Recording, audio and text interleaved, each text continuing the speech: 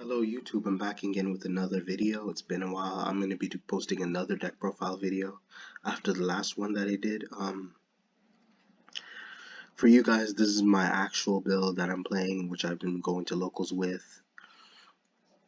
Overall, it's done me really well. Some people may be skeptical of my card choices, but then when you realize like some of them are different and a lot of them is similar to the majority of branded decks out there. Here I made sure it's absolutely consistent and it gets to certain plays or certain monsters that I can summon with ease that I have access to. So starting off, we're playing one ad libitum of Despia. I don't know if I'm pronouncing that right, but it doesn't matter. But it's usually meant for when you fusion summon it. When if it's sent to the grave or banished as a fusion material, you can target one Despia monster or live later higher fusion monster from your graveyard or banish zone, special summon it to the field, straightforward effect, and just another extender that can help you out when you fusion summon. I'll be in the Shadow Dragon. You basically send Albaz or a Brand Spell Trap from your hand or deck to the graveyard and you apply its effect, but you're most likely using it while it's in your hand. When you put it to the bottom of your deck from your hand and you draw one card. Obviously, we're maxing out on 3 Eluber, just being able to search for brand fusion with ease, and you have other ways of like special summoning with whether it's its effect or a branded opening. And it's a card that it is mandatory 3 because it'll help you out throughout the long run. 2 Despian Tragedy. For some people who are confused by this card's effect, it actually has to be sent by a card effect, so you can't simply discard it. So if it leaves the field by a card effect, or if it not even leaves the field, but if it's sent to the grave or banished by a card effect, you definitely get to search a Despia monster besides Tragedy. And if it doesn't work out for you, if you don't get the search, you can only use one of its effect. You can banish it and set one brand spell trap card from your grave to the field. Our final Despia monster in the main deck is Dramaturge of Despia. I feel like you still have to play this as a one, simply because it can counter one of your opponent's extra deck monsters. It counters them simply when they summon them from the extra deck. You target one of those effects. You target one effect monster. Its effects are negated until the end phase.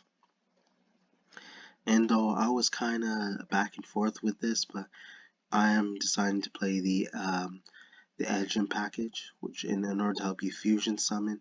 So we're playing 3 Edgem Chain. So if you discard it for sent to from your hand or field to the grave, you get to search your Fight for a card, which happens to be Patchwork, which is already in my deck, which I'll show you later on. Fairy Tale Snow, so you can take advantage of Tragedy's effect and be able to use its quick effect, like where it summons itself, like on top of when it's normal supposed to summon, you target one face-up monster your opponent controls, they set it face down. Unfortunately, it does not do well against sleep monsters. Fountain Ab has a card that we're maxing out on. I feel like you should play this at 3 and have ways of special summoning it, so because not only being able to fusion summon, but like going to another powerful fusion monster using your opponent's monsters and then being able to get rid of another monster your opponent controls using one of your fusion monsters' effects on top of summoning with Albaz. And a card to easily get it out with ease is Incredible Occasionally Virtuous, which is definitely worth it. Some people prefer to play 1, but the reason why I play 3 because you always want to be sure to summon Albaz, because having it in your grave, having your field and grave can be very beneficial, because not only can you be able to extend it to your other fusion monsters, you'll be able to make more fusion monsters and be able to get even stronger monsters from your extra deck. And the one-ups Springing Kit, normally I would play this at 2 or 3 depending on how the ban list goes after like the branded Albaz, the branded Despia deck. Considering what they might decide to hit on in this list furthermore. But if you decide you have to play 3 kit, only do that unless branded fusion or any of your branded spells do get hit. If they go from 3 to 1, then it would definitely be a good idea to go from playing 1 kit to 3. But overall, helps you just pretty much get any of your branded spell traps anywhere, whether it's banished, in your grave or in your deck. But at the same time, you have to also put 1 card from your hand at the bottom of your deck, which although is seems like a steep cost, but at least you get to special summon if you have a fusion monster has Fallen Albaz as material in either your field or graveyard. Dark Magician, because we can easily go into Dragon, and I do own the Arcane Dark Magician, which makes the deck that much more willing to play and that much worth it. So going on to our spells, 3 Band Fusion, I'm pretty sure you guys know what it does. Go into your either your Albion or your Lubellion, and you basically can fusion summon more than once with this card, depending how you use it. Step 2, we're playing 3 Branded Red because not only can we be able to fusion summon during my opponent's turn, I can be able to disrupt their plays depending on the fusion monsters I have in my extra deck, simply by banishing monsters that are already on my field or hand, and can really disrupt the flow of your opponent's strategy. Brand Lost you only play as a 1-of because it is a hard once per turn, and you only one should remain face up because it basically becomes really pointless having a second one because the second one will never even be able to use this effect, although it does increase the chance of you seeing it. But there's never a reason to play more than one because at least with one, at least if you manage to draw into it, or if you have enough fusion spells that there's no reason for you to search into it, you just go to search for the Brand Lost while Brand Fusion or Brand Red's in hand. And from there, that's when Brand Lost becomes relevant, once you already have a fusion spell in your hand. But at the same time, your opponent cannot respond when you fusion summon. On top of you being able to search Fallen Albaz or anything that mentions Fallen Albaz in its name from the card's text. 3 Brand Opening. I don't really see this card getting hit. I did when I carefully read this card, thought otherwise. Honestly thought it would get hit, but then looking at it, it does not compare to Brand Fusion. So if anything were to get limited, my opinion would most probably be Brand Fusion, because it has the least, it barely has any restrictions compared to any other fusion spell. But with Brand Opening, although maybe a quick play, you have to discard 1 card, especially take 1 for Despia monster from either your deck, or you either add it or special summon it in defense position, and it limits you from special summoning from extra deck except fusion monsters. And although the last effects may seem useful, but it only works unless one of your fusion monsters would be destroyed by a card effect. So don't expect to see this effect that often, or to come up and be able to resolve if your opponent decides to use a card effect to get rid of one of your monsters. Another fusion spell, we're playing Despia, Theater of the Brand, just 1. Being able to constantly fusion summon, which really helps, and if one of you, if a fairy, non-fairy, if a non-fusion fairy monster you control leaves the field by your opponent's card, whether it's by battle or card effect, you get the opportunity to retrieve one of your level 8 or higher fusion monsters from your grave and you special summon it. Foolish Burial, so we can be able to trigger a Tragedy's effect. Droplet, so that your opponent can be able to disrupt your plays. Patchwork, which I mentioned because easily searchable with chain. 2 Poly, which you can easily search with Patchwork because it allows you to add both chain and polymerization from your deck to your hand.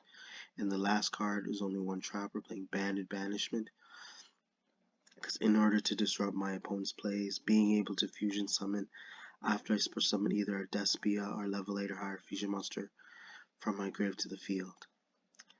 And this is my side. Like, I'm not even explaining what's going on, but 3 Nibiru for in case your opponent's playing a bunch of heavy spam, whether it's Link monsters, anything that applies to extra deck. Double Cosmic Kiss them against Mystic Mine. 3 Dark Ruler no more in case your opponent's playing tons of Omni Negates. Harpies for back row.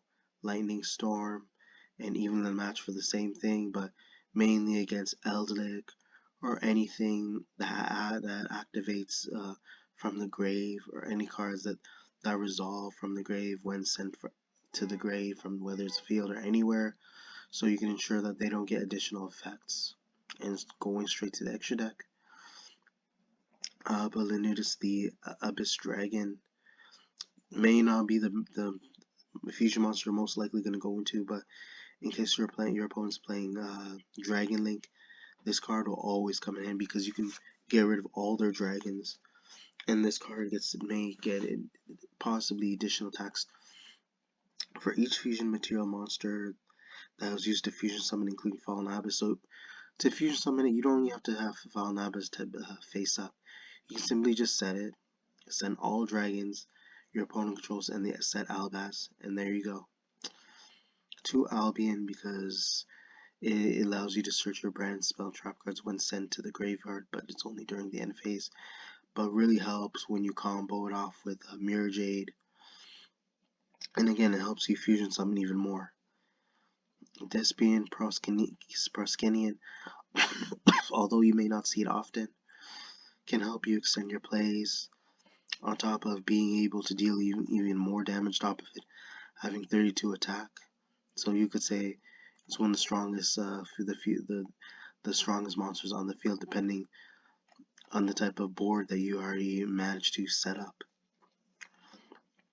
And Despian Quietus, so during the main phase, pretty much makes all non like level 8 fusion, level 8 or higher fusion monsters.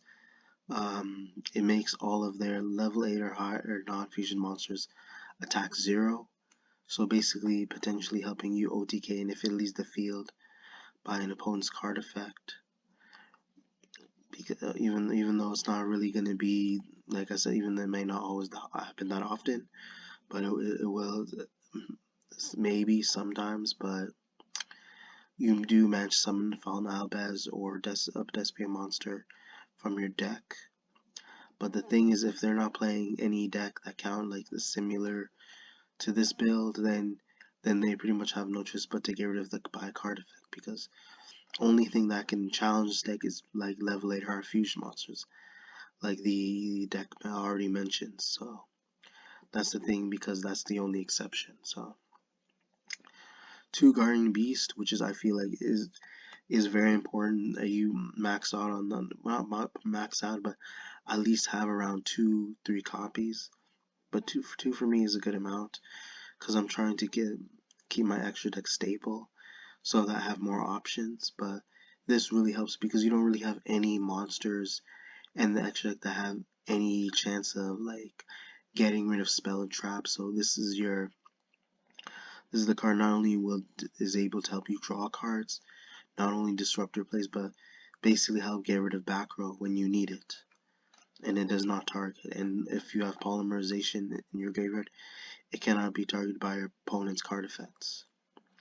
2 Libellion, same thing, but you gotta discard a card. You fusion summon a level 8 or lower fusion monster from your extra deck by basically shuffling fusion material monsters from your hand, field, graveyard back into the deck, and then you special summon 1 fusion monster that you can appropriately summon based on the materials.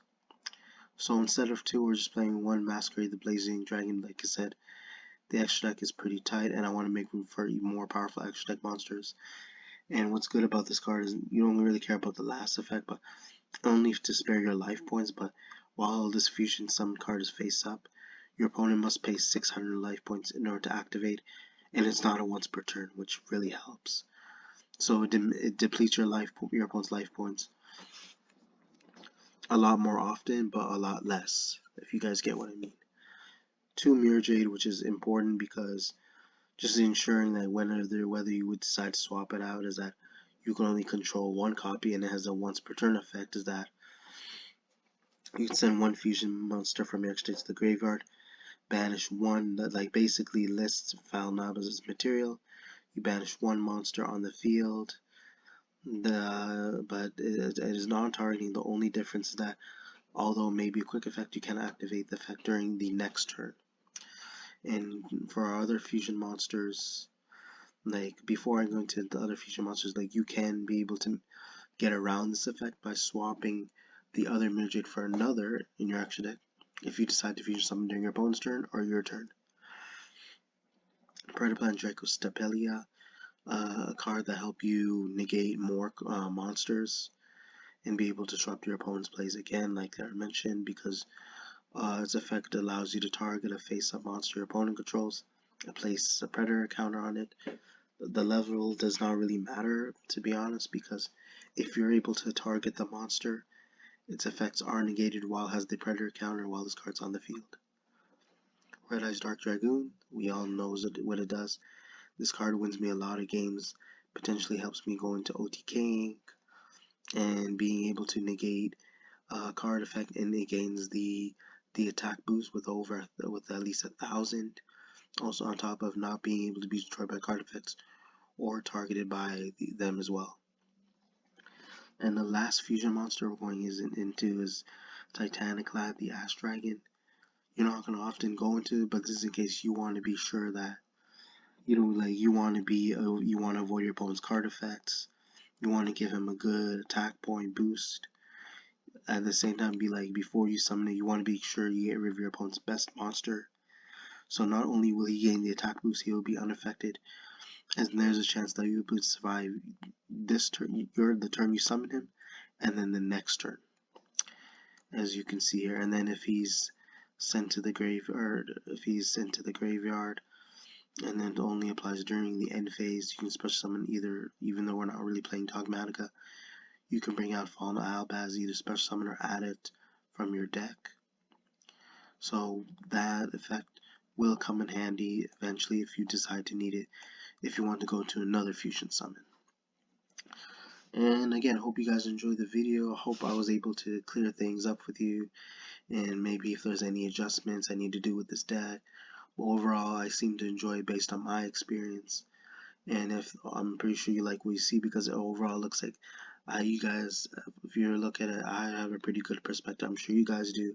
Just looking at it, it looks like a really cool deck profile.